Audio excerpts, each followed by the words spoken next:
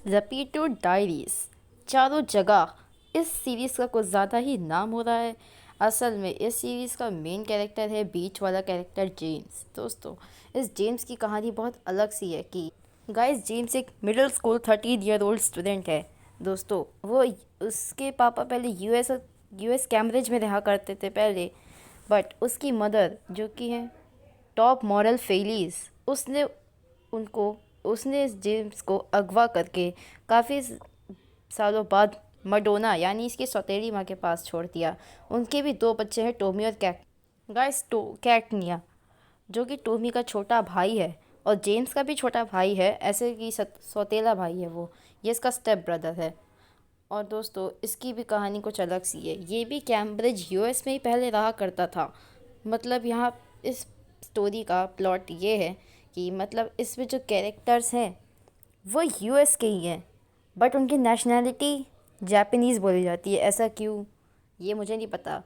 But कैकनिया अपनी जो mom के साथ रह रहा है वो उसको रखती हैं किसी कॉन्ट्रैक्ट पर। दोस्तों, उस कॉन्ट्रैक्ट पे लिखा होता है कि अगर आप इन बच्चों को रखेंगे तो आपको 15 लाख येन मिलेंगे। दोस्तों, वो उस कॉन्ट्रैक्ट को साइन कर देती हैं और फेलिस को दे देती हैं। फिर उसके बाद फेलिस अपने सारे बच्चों को इनके पास रखती है। गाइस, बट जेम्स मैडोना से कतई बात नहीं करना चाहता है। उसे लगता है कि वो उसकी सच में उसकी रियल मदर नहीं है, क्योंकि उनके काफ़ी दो बच्चे हैं, टोमी और ओलिविया। दोस्तों, टोमी और ओलिविया कुछ दोस्तों, ये टोमी है जेम्स की छोटी बहन। मतलब इनमें 2 साल की एज का फ़र्क है। 2 साल मतलब वो उससे बड़ा है, वो उससे 2 साल छोटी है। सो दोस्तों, इस लड़की की स्टोरी कुछ ऐसी है कि वो मैडोना के साथ ही पली बड़ी है और उसी के जैसे खून की है। मतलब कि उसके अंदर भी कुछ ज़्यादा ही घमंड, दिखावा, शो ऑफ और कुछ ज़्यादा ही बदतमीज़ी करने का जोश है। बट जेम्स उसे हर समय रोकता रहता है। दोस्तों, वो नए नए कारनामे करती है और जेम्स उसके साथ भी फंस जाता है। गाइस, है ना जेम्स की स्टोरी इमोशनल? तो दोस्तों, अब हम चलते हैं लियो और एन्यू की तरफ। एन्यू जेपेटो डायरीज का सेकंड साइड कैरेक्टर और काफ़ी ज़्यादा पॉपुलर कैरेक्टर। एन्यू, इसे एक बीमारी है जिसका नाम है चाइल्ड सिंड्रोम। इस बीमारी को हम गूगल पे ज़रा देख लेते हैं और उसके बाद आपको इसकी इन्फॉर्मेशन बताएं। गाइस, चाइल्ड सिंड्रोम की स्टोरी ये है। An inherited disorder affecting primarily women that is characterized by skin abnormalities and limb defects at one side of the body.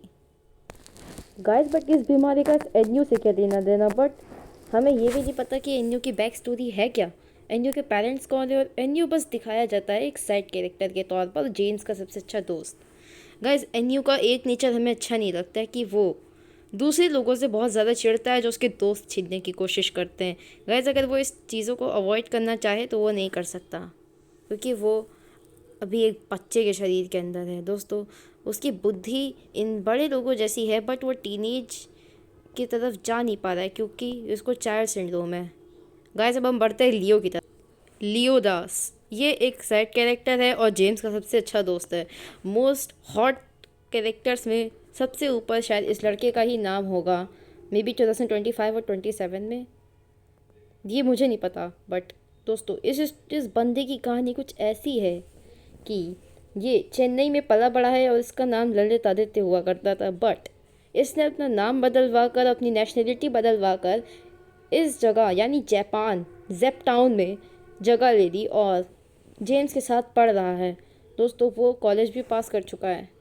Guys, अब हम बढ़ते हैं जेसी और मे की कहानी की तरफ। गाइस, वैसे हम इन दो कैरेक्टर्स को भी नहीं भूल सकते, ये बेन है और ये मियोकी है। दोस्तों, मियोकी एक साइड कैरेक्टर है और एक प्यारी लड़की है जो कि मे और बाकी सारे दोस्तों से इसकी पलटी खाती है। बट टेनिसन टेनिसन एक नेचर कुछ ऐसा है कि वो मतलब थोड़ा सा ऑब्सेसिव टाइप का है।